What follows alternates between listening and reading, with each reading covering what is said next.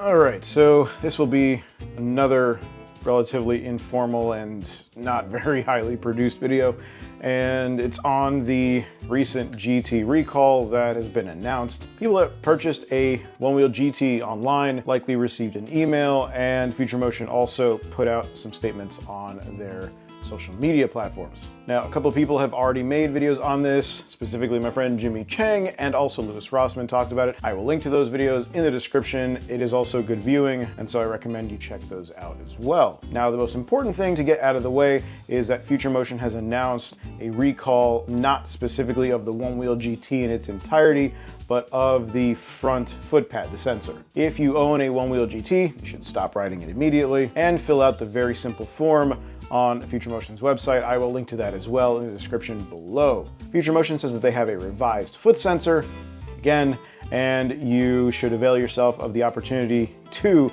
get one of those, again, via the link in the description below. You enter in your information, including your board serial number, and see if you are included in the affected units that are part of the recall.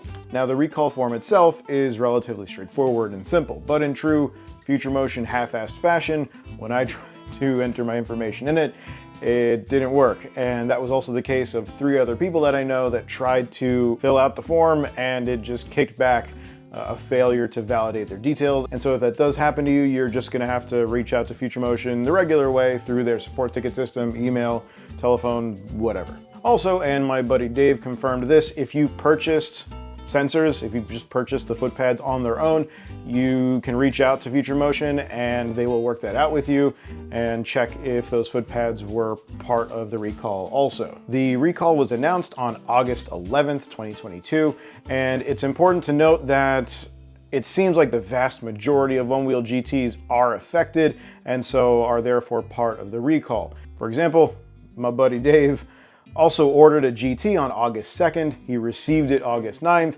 and it is also included in the recall. So this does include relatively recent models.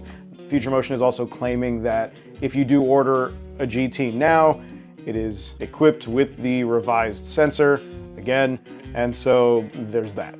Even if your GT has had no issues at all, if you had no ghosting at all and it's great, you should very much just go to their recall segment of the website and put in your information and get the revised replacement sensor. There have indeed been several reports of ghosting happening hundreds of miles into the lifespan of a GT, so it's not something that just plagues new boards, it is something that can show up after X amount of use. By the way, not long ago I did a review on the Foamy's grip tape replacement for the one-wheel GT, and if you find yourself with the Foamy's and having to replace the sensor pad on your GT, One Trick Wheel is currently selling singles of the Foamy's pad, and my coupon code still works, so you can get a 10% discount on that. So if that's something you're going to have to end up working out on your GT, that is just something to note.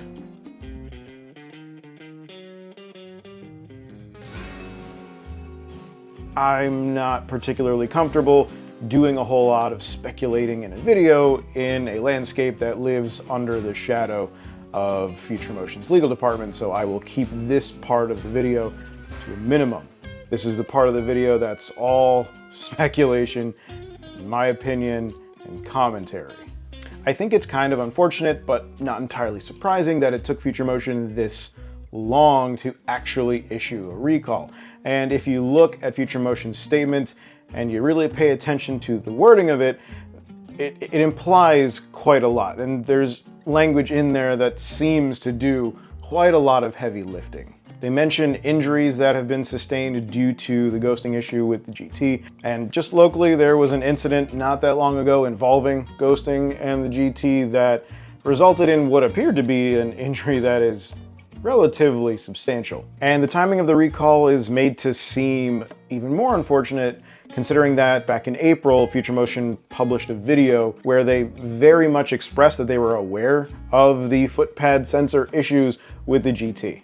When you combine all of that with GT ghosting reports happening very, very soon after they started shipping, and then the deafening silence by Future Motion, followed by what appeared to be a fairly tone-deaf response talking about the issues and then just nothing for X amount of months, and then now the recall on the foot pads. Now, of course, companies and recalls are a bit of a muddy topic that I have very little expertise on. And so again, I really shouldn't and won't comment very deeply on that. But it does give cause, I think, to do a little bit more reading and viewing on the nature of recalls and how they happen. Because you can of course see parallels between this particular product and products that are made and released in different industries. I'll of course link in the description below a very good video on the subject of auto manufacturer recalls, and you'll likely see some parallels between that world and this one. Now, I think it's important to mention that recalls don't happen generally out of the kindness of a company's heart. And so when it comes to recalls and issues of consumer protection, it often is sort of a numbers game. Companies and those with vested interests in the success and viability of a company have to make strategic choices based on things like financial and legal liability. Now, of course, I don't know and therefore can't comment on the specifics of the various liabilities surrounding the Onewheel GT. However, it is important to realize that companies don't generally do recalls and things like this out of the kindness of their hearts. It's a business choice, which highlights something that, in my opinion, is very important, and that's consumer protection and consumer interest has to be something that's based on members of a consumer community looking out for one another, not counting on companies to do the looking out for you. Anyway, that's enough of that. As always, I thank you for your viewership. If you have not subscribed already, please do so. Relevant links and information are in the description below. Please take care of yourselves and very much ride safe.